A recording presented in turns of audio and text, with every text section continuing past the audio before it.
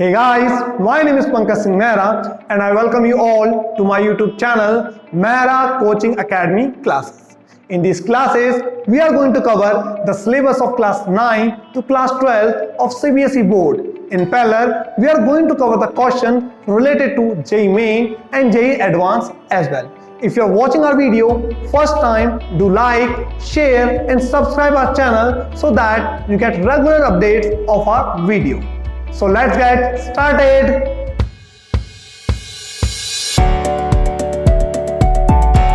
तो आइए lecture number 3 को स्टार्ट करते हैं। लेक्चर नंबर 3 को स्टार्ट करने से पहले अगर आपने हमारे lecture number 1 and lecture number 2 की वीडियो नहीं देखी है तो आप डिस्क्रिप्शन में जाके लेक्चर नंबर 1 एंड 2 की वीडियो देख सकते हैं। और अगर आपने हमारे चैनल को अभी तक सब्सक्राइब नहीं किया है तो आप हमारे चैनल को सब्सक्राइब करिए ताकि आप हमारी वीडियो के साथ बने रहें। तो चलिए let's get going. Now we will start our Coulomb's law in electrostatic. हम इस टॉपिक पे चर्चा करेंगे। तो कूलॉम्स लॉ इन इलेक्ट्रोस्टैटिक से जानने से पहले हम बात करते हैं कि कूलॉम्स लॉ हमारा क्या होता है। एनालॉजी विद ग्रेविटेशन लॉ होता है। एनालॉजी मींस क्या होता है, सिमिलैरिटी या कंपैरेबल होता है ग्रेविटेशन लॉ के, जो आप क्लास 11th में पढ़ चुके। नाउ जैसे ग्रेविटेशन लॉ दो मासेस के बीच में रखते हैं, m1 and m2 masses and they are separated by some distance, तो उसका फोर्स ऑफ अट्रैक्शन हम कैसे देते थे, F equals to G m1 m2 upon r square. याद आया कुछ आपको? ठीक है, तो ये था हमारा लॉ ऑफ ग्रेविटेशन। ठीक है, इसे यूनिवर्सली लॉ ऑफ ग्रेविटेशन बोलते थे हम, क्योंकि ये क्या था, यूनिवर्सली एक्सेप्टेड था।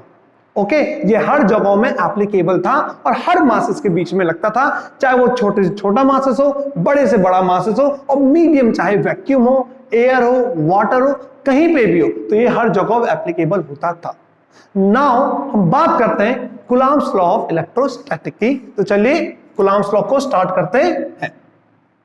तो पहले आते हैं इसकी हम डेफिनेशन से कि what is Coulomb's law. Coulomb's law होता क्या है? It is the force of attraction और repulsion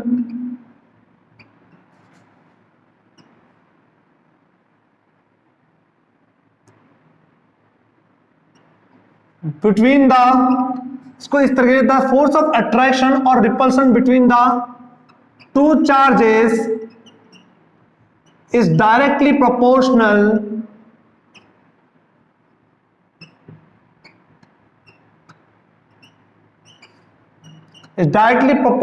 to the product of the magnitude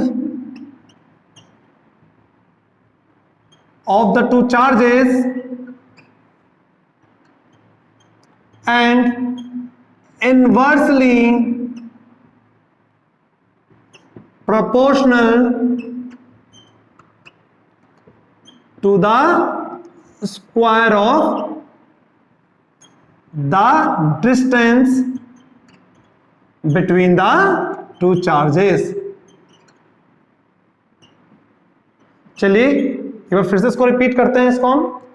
चलिए ठीक है, डेफिनेशन क्या है, द फोर्स ऑफ अट्रैक्शन और repulsion. The force of attraction और रिपल्शन, इसका मतलब हमारा कूलॉम्स लॉ क्या हो सकता है, फोर्स ऑफ अट्रैक्शन भी हो सकता है और रिपल्शन भी हो सकता है। फोर्स ऑफ अट्रैक्शन कब होगा, ध्यान दीजिएगा, फोर्स ऑफ अट्रैक्शन कब होगा, जब हम क्या लेंगे, अपोजिट नेचर के चार्जेस लेंगे। ठीक है, डिफरेंट नेचर के चार्ज लेंगे और दोनों सेपरेट सम डिस्टेंस r है, देन एक पॉजिटिव हो गया एक नेगेटिव हो गया, देन यहां पे कैसा फोर्स लगा, फोर्स ऑफ अट्रैक्शन होगा। नाउ फोर्स और रिपल्शन कब होगा,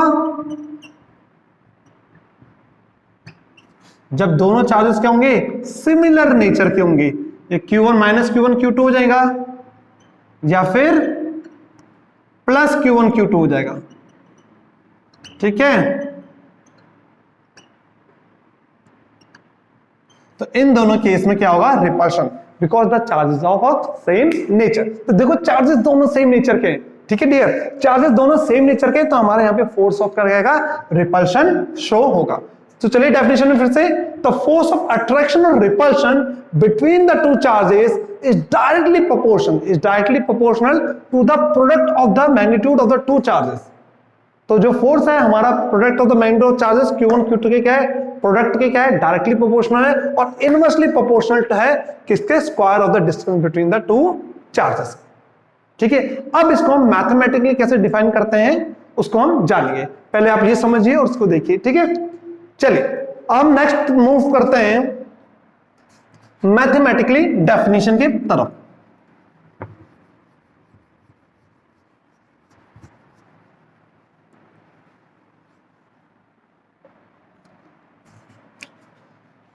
तो मैथमेटिकली देखिए, कंसिडर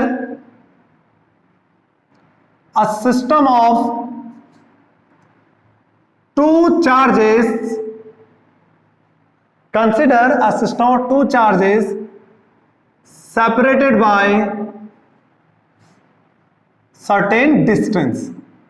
ठीक है, तो देखिए कंसिडर करा मैंने यहां पे, ये करा A, ये करा B पॉइंट और यहां पे चार्ज है Q1 और यहां पे चार्ज है हमारा Q2। ठीक है, और दोनों यहां पे क्या है, सेपरेटेड बाय सम डिस्टेंस क्या है, R। नाउ तो द फोर्स ऑफ रिपल्शन, यहां पे देखिए बोथ इज Q1 Q2 दोनों सेम नेचर के हैं, पॉजिटिव नेचर के, तो the force of repulsion is directly proportional to the product of the charges. तो F is directly Q1 into Q2 and F is inversely proportional to the distance between them। Combining both, ये हमें दोनों चीज कहां से मिली, ये दोनों चीज हमें इसकी कूलम्ब्स लॉ की डेफिनेशन से मिली। तो combining both F is directly proportional Q1 Q2 upon R square. अब जब ये प्रोपोर्शनैलिटी का साइन हटता है तो यहां पे क्या साइन आता है, K का, and K is directly proportional को हटा के यहां पे इक्वल टू क्या आ गया, R square. F equals to K Q1 Q2 upon R square. This is known as Coulomb's law. ध्यान दीजिएगा, consider system of two charges separated by certain distance and kept in vacuum. ठीक है, ये जो हमने असेंबली है, जो हमने चार्जेस लिए -q + q, ये हमने किस में ले रखे हैं, वैक्यूम में ले रखे हैं। ठीक है, तो F equals to K Q1 Q2 upon R square.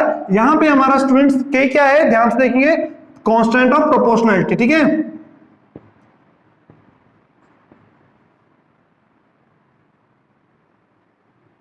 इसे हम कांस्टेंट ऑफ प्रोपोर्शनैलिटी कहते हैं और इसकी वैल्यू डिपेंड करती है, it depend upon nature of material और we can say medium. It depends upon the nature of medium.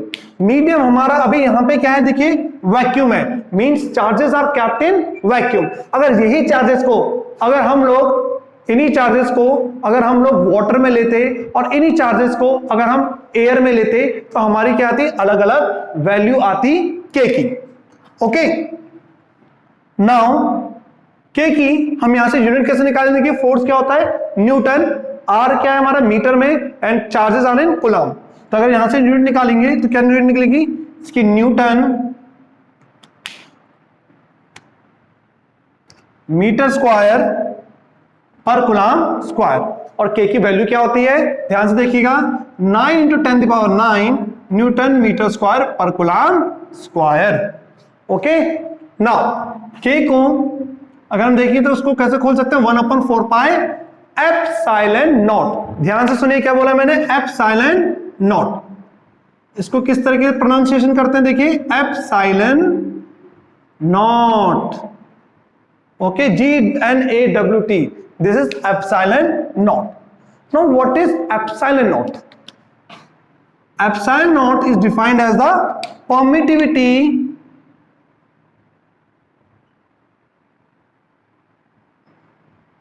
of free space।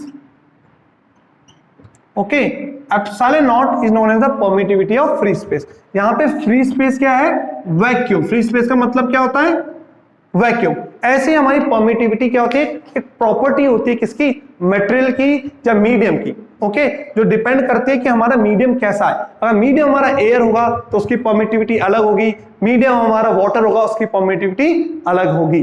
For take an example, if you are moving your hand freely, okay, you can move your hand freely in the air. क्या इसी तरीके से आप अपना hand water में भी freely move कर सकते हैं? नहीं।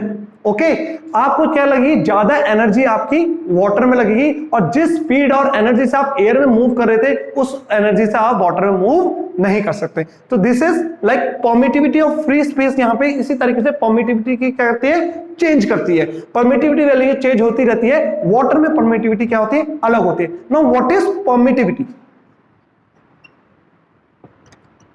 Now what is permittivity?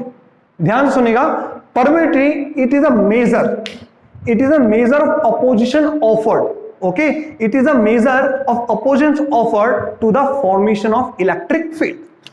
जी हमारी जब एक्सटर्नल इलेक्ट्रिक फील्ड हम लोग अप्लाई करते हैं,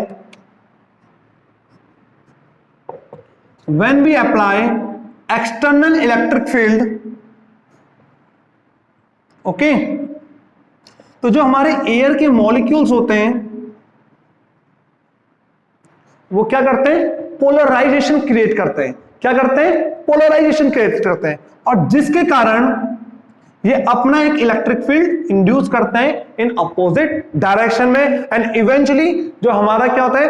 परमिटिविटी क्या होती है? हाई होती है, और जिसके कारण हमारी इलेक्ट्रिक फील्ड, ये चार्जेस क्या करते हैं? खुद की इंड्यूस करते हैं, और हमारी परमिटिविटी हाई मतलब हाई रेजिस्टेंस। अगर कोई भी बोलता है कि high permittivity means high resistance, मतलब उतना ज्यादा रेजिस्टेंस होगा और उतनी ज्यादा हमारी एक्सटर्नल फील्ड फ्लो नहीं करती है।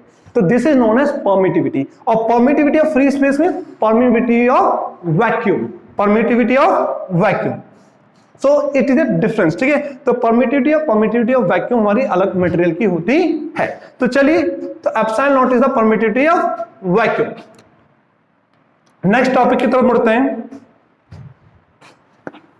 Okay, now analogy with the gravitational law, ठीक है। Now analogy with the gravitational law की बात करते हैं। Now how Coulomb's law is analogous और सिमिलर और comparable with the gravitation law, इसको जानते हैं। चलिए,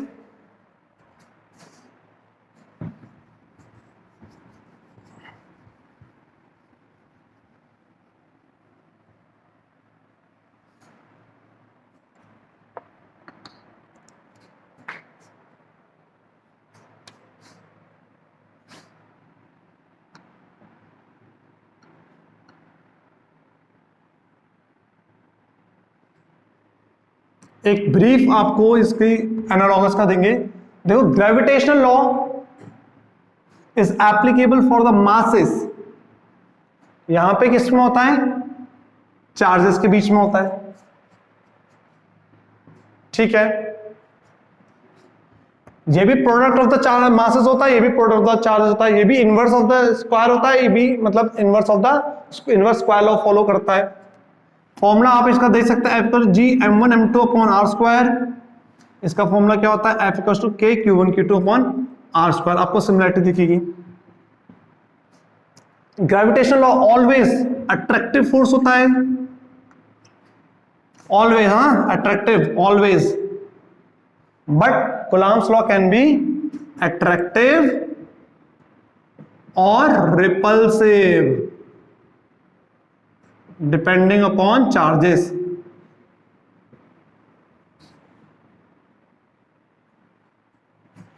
सॉरी, चल, ग्रेविटेशन लॉ को हम यूनिवर्सल लॉ ऑफ ग्रेविटेशन बोलते हैं। मतलब it means it is applicable everywhere.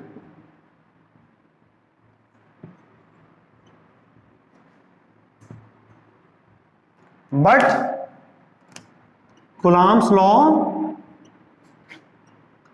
is not applicable everywhere.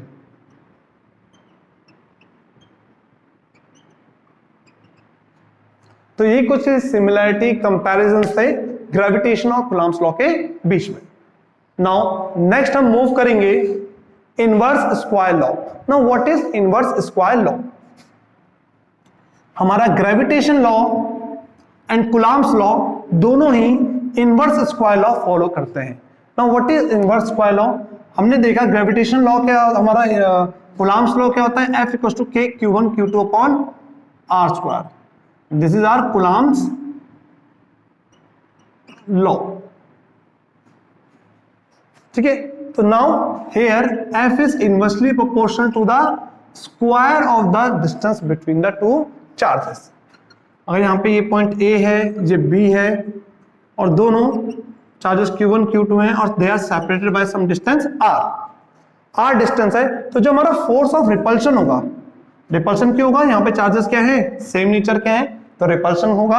अब जो हमारा जो रिपल्शन होगा, फोर्स ऑफ रिपल्शन, वो क्या होगा, इनवर्सली प्रोपोर्शनल होगा square of the distance between the, ठीक है, तब इसको हम क्या बोलते हैं, इनवर्स स्क्वायर लॉ फॉलो करता है, ठीक है, इसे बोलेंगे ये इनवर्स स्क्वायर लॉ फॉलो करता है। इसी से रिलेटेड क्वेश्चंस भी यहाँ पे पूछे जाते हैं बोर्ड्स में, कि क्वेश्चन क्या पूछा जाता है, व्हाट विल हैपन, ध्यान से सुनिएगा, what will happen when the distance between the two charges is doubled, ध्यान से सुनना, what will happen to the force when the distance between the two charges is doubled. तो आप ध्यान से रखें, जब डिस्टेंस डबल हो गई है तो फोर्स क्या हो जाएगा, 4 टाइम्स रिड्यूस हो जाएगा, इजंट इट, कि 2 आप इसकी जगह r की अगर आप 2r लिखेंगे तो उसका स्क्वायर करेंगे तो क्या हो जाएगा, 4 टाइम हमारा फोर्स क्या हो जाएगा, डिक्रीज हो जाएगा, ठीक है। तो इस तरीके के क्वेश्चंस आते हैं। दूसरे हमने यहाँ पे पढ़ा था अभी इससे पहले एप्सिलॉन नॉट क्या थे, तो एप्सिलॉन नॉट का हमारा डायमेंशनल फॉर्मूला निकालने के लिए आता है, एप्सिलॉन नॉट की यूनिट निकालने के लिए काम आती है, यहां से भी क्वेश्चन बनते हैं। Now next is validity of point charges, next is validity of Coulomb's law, most important topic है ये, ध्यान से समझिएगा। Now validity of Coulomb's law, कि कूलम्ब्स लॉ की क्या वैलिडिटेशन है, ठीक है, कैसे कहां पे फॉलो होता है। तो 2 यहां पे आपको दिख रहे होंगे, एक फर्स्ट हमारा पॉइंट चार्ज, तो कूलम्ब्स लॉ तभी फॉलो होगा जो 2 हमारे जो चार्जेस हैं वो पॉइंट चार्ज होने चाहिए, क्या होने चाहिए, पॉइंट चार्ज होने चाहिए। और दूसरा रीजन क्या है, कूलम्ब्स लॉ हमारा तभी वैलिड होगा जब दोनों चार्ज क्या होंगे, स्टेशनरी होंगे, स्टेशनरी या रेस्ट पोजीशन में होंगे। तो आइए जानते हैं पॉइंट चार्ज का मतलब क्या होता है।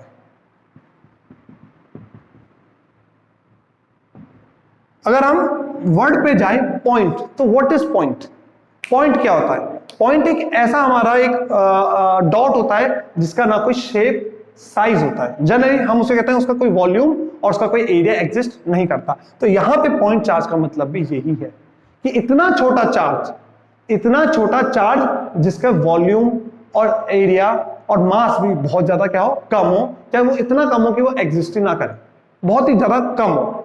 तो पॉइंट चार्ज हमारे लिए लाने के लिए क्या है, बहुत ही मुश्किल है। अब इतना छोटा चार्ज कैसे लाएं, तो यहां पे क्या कर सकते हैं हम, कोई भी बड़े से चार्ज को, कोई भी फुटबॉल के बराबर चार्ज को, ठीक है, फुटबॉल का आपने शेप एंड साइज देखा है, तो कोई भी फुटबॉल से बड़े चार्ज को भी हम पॉइंट चार्ज में कन्वर्ट कर सकते हैं।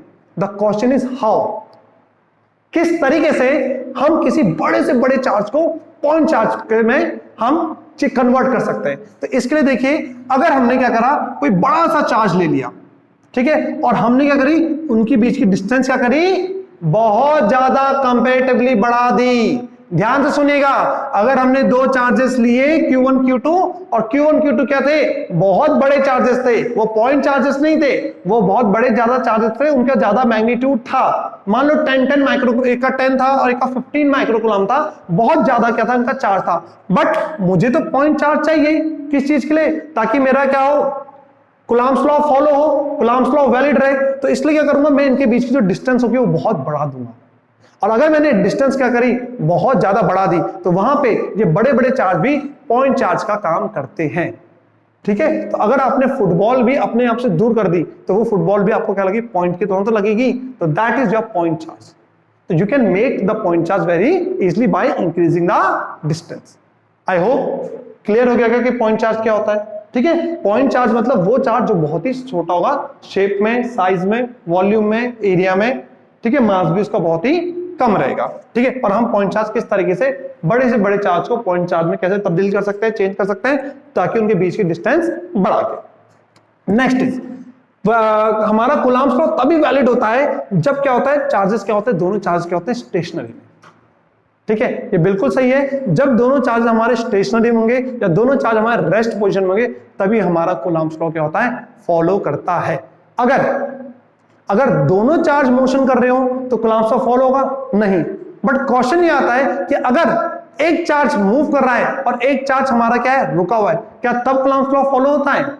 बिल्कुल, तब हमारा कूलम्ब्स लॉ फॉलो होता है जब हमारा एक चार्ज रेस्ट में है और एक चार्ज मोशन में, बट वो आपके कोर्स में नहीं है। तो इसलिए हमारे यहाँ पे है स्टेशनरी और रेस्ट पोजीशन में ही हमारा कूलम्ब्स लॉ फॉलो होता है। तो ये दो लिमिटेशन है, अगर चार्ज पॉइंट चार्ज नहीं होगा तो कूलम्ब्स लॉ फॉलो नहीं होगा, अगर चार्ज स्टेशनरी नहीं होगा तो कूलम्ब्स लॉ फॉलो नहीं होगा। तो चार्ज को हमारा पॉइंट चार्ज और स्टेशनरी नेचर होना चाहिए ताकि हमारा कूलम्ब्स लॉ फॉलो हो। नेक्स्ट, कूलम्ब्स लॉ हमारा सेंट्रल फोर्स होता है। कूलम्ब्स लॉ हमारा क्या होता है, central force. Now what is central force? Central force a force which is directed along a point, directed towards a point और away from the point. तो कोई भी वो फोर्स जो एक पर्टिकुलर पॉइंट की तरफ डायरेक्टेड है थ्रू अ लाइन, उसे क्या बोलते हैं हम, सेंट्रल फोर्स। डेफिनेशन में जा सकते हैं, force that points from the particle directly towards a fixed point, only depend on that, और डिपेंड किस में करता है, direct towards the point in space, the centre and whose magnitude, और मैग्नीट्यूड किस पे डिपेंड करता है, only depends on the distance of the object from the center, कि वो पॉइंट कितनी दूर डिस्टेंस पे एक्ट कर रहा है उस पर डिपेंड करता है। Example, electrostatic force, gravitational force, uniform circular motion. तो ये सब फोर्सेस हमारे क्या होते हैं, सेंट्रल फोर्स होते हैं। हमारा ए और बी दो पॉइंट चार्जेस हैं, जैसे हमारा ए और बी दो पॉइंट चार्जेस हैं, ध्यान देखिए। तो यहाँ पे Q1 है, ये Q2 है, तो ए ने बी पे एक फोर्स लगाया, ए ने बी पे फोर्स कहां को लगाया, इधर, तो हम कहेंगे force on B due to A. ध्यान से सुनिएगा, force on B due to A किधर को लगा, इस तरफ लगा, ठीक है। सिमिलरली फोर्स ऑन ए किसने मारा, बी ने मारा, किधर को मारा, इधर को, फिर रिपल्सिव लगा ना, कि दोनों क्या हैं, लाइक चार्जेस हैं। Now force on A due to B, इसको पढ़ते कैसे, देखो एफ ए बी को ध्यान से सुनिएगा कैसे पढ़ते हैं, force on A due to B, the force A पे लग रहा है ड्यू टू बी, तो एफ ए बी, और एफ बी ए मतलब force on B due to A धक्का दे रहा है, ठीक है, क्योंकि ए इस पे एक्ट कर रहा है। तो यहां पे आप देखेंगे the force is directed along a line, and A हमारा जो Q1 है वो डायरेक्टेड अलोंग अ पॉइंट कर रहा है, चार डायरेक्ट फोर्स क्या है, डायरेक्टेड अलोंग अ पॉइंट, तो इसलिए क्या होगा, central in nature, central in nature होता है। तो यहां पे हमारा Coulomb's law central in nature का होता है। Now next is 1 coulomb definition. Now what is 1 coulomb? यहां पे 1 कूलम्ब की डेफिनेशन क्या आती है, तो ध्यान से देखिएगा। जब हमने कूलम्ब्स फोर्स पढ़ा था, हमने उसमें जाना कि फोर्स क्या होता है, K Q1 Q2 upon R square. Force is K Q1 upon R square. Now हमें यहाँ पे 1 कूलम्ब फोर्स को जानना है कि 1 कूलम्ब फोर्स होता क्या है, ठीक है। हमने कंसीडर करा था ए और बी दो पॉइंट है जिसमें चार्ज है Q1 and Q2, they are separated by some distance R। ध्यान रखेंगे पॉइंट चार्ज होंगे यहाँ Q1 Q2, okay. Now 1 coulomb of charge क्या होगा, जब हम Q1 को Q2 के इक्वल टू 1 कूलम्ब रख देंगे, ठीक है, जब हम Q1 को Q2 को इक्वल रख देंगे और उसको लिख देंगे 1 कूलम्ब, एंड R को हम ले लेंगे 1, तो यहां पे हमारा फोर्स क्या आ गया, K। इट मींस फोर्स क्या आ गया, 9 इंटू 10⁹ न्यूटन आ गया। तो 1 coulomb of charge is defined as, ये बोर्ड में डेफिनेशन आ सकती है, ठीक है, this is very important from the CBSE point of view, ठीक है, कि what is 1 coulomb of charge. तो यहां से हम 1 कूलम्ब ऑफ चार्ज की क्या डेफिनेशन निकाल सकते हैं, तो 1 coulomb of charge is defined as the force of repulsion, यहां पे रिपल्शन हो रहा है ना, the force of repulsion that is 9 into 10⁹ Newton, ठीक है। 1 coulomb of charge is defined as the force of repulsion that is between the the two charges जिनका magnet हमने पहले देखा 1 कूलम है, when they are kept at a distance of 1 metre and this is known as 1 coulomb of charge. तो यहां से आपकी 1 coulomb of charge की भी डेफिनेशन आ सकती है। तो देखिए आज हमने कूलम्स लॉ इलेक्ट्रोस्टैटिक के बारे में जाना और साथ ही साथ हमने 1 कूलम डेफिनेशन के बारे में भी चर्चा करी। Thank you.